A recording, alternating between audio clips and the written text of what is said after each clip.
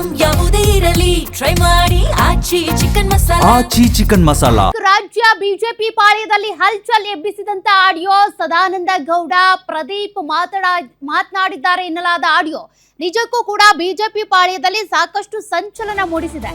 ಅಷ್ಟಕ್ಕೂ ಈ ಪ್ರದೀಪ್ ಯಾರು? ಹೈಕಮಾಂಡ್ಗೆ ಅಷ್ಟು ಕ್ಲೋಸ್ ಆ ಪ್ರಶ್ನೆ ಈಗ ಎದುರಾಗ್ತಾ ಇದೆ.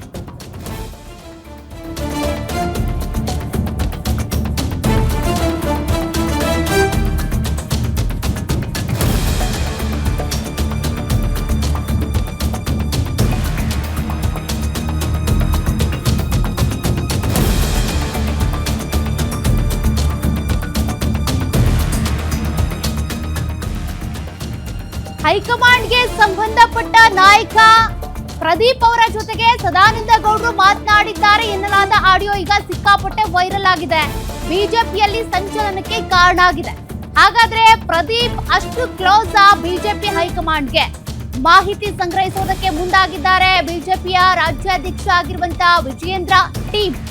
ಇದರ ಮಧ್ಯೆ ದೆಹಲಿಗೆ ತೆರಳಿರುವಂತ ಮಾಜಿ CM Sadananda Gowda audio leak ಕುರಿತು ಕೇಂದ್ರ ನಾಯಕರಿಗೆ ವಿವರಣೆ ನೀಡುವಂತ ಸಾಧ್ಯತೆ ಇದೆ. ಬಿಜೆಪಿ ರಾಷ್ಟ್ರೀಯ ಅಧ್ಯಕ್ಷ ನಿತಿನ್ ನಬೀನ್ ಭೇಟಿಯಾಗುವ ಸಾಧ್ಯತೆ ಇದೆ.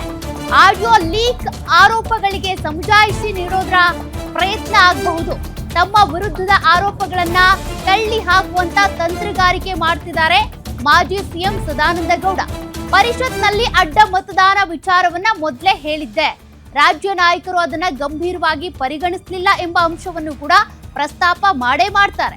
ದೆಹಲಿಯಲ್ಲಿ ತಮ್ಮ ವಿಶ್ವಾಸಾರ್ಹತೆಯನ್ನ ಉಳಿಸಿಕೊಳ್ಳುವಂತ ತಂತ್ರ ಇದು.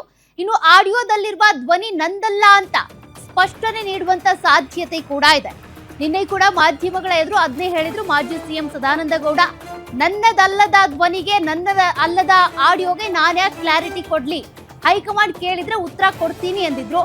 ಈಗ ನೋಡಿದ್ರೆ ದೆಹಲಿಗೆ ಹೋಗಿದ್ದಾರೆ. ಏನಾಗಬಹುದು ಆ ಕುತೂಹಲ ಇದೆ.